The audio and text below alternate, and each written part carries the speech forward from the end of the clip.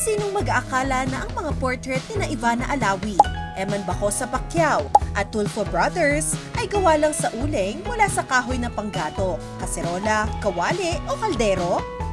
Yan ang kakaibang art ni Crispin Valdez o mas kilala bilang Pipat Ross mula sa Isabela Province.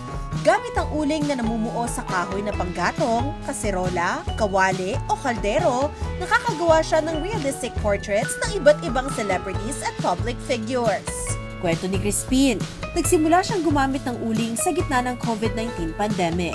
Dahil mahirap bumili ng art supplies dulot ng kamahalan at lockdowns, naghanap siya ng alternatibo para maipagpatuloy ang kanyang libangan.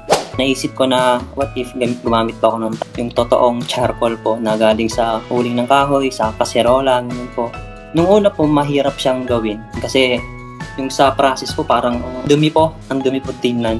Sa na-practice ko naman po ng maayos po.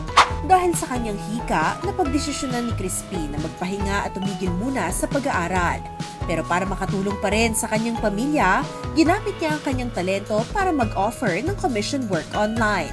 Dito na rin nakilala ang kakaiba niyang art style. Ayon pa sa artist, challenging din sa kalusugan niya ang pagbuo ng mga obra. Pero nagmamas na lang siya habang nagtatrabaho para hindi malanghap ang uling. Sa ngayon, bumalik na siya sa pag-aaral ng kursong Hospitality Management habang ipinagpapatuloy ang pagbebenta ng kanyang mga likha. Paalala niya sa kapwa artist, huwag hayaang maging hadlang ang kamahalan ng art supplies. Marami raw materyales sa paligid na pwedeng gamitin at madalas, libre pa.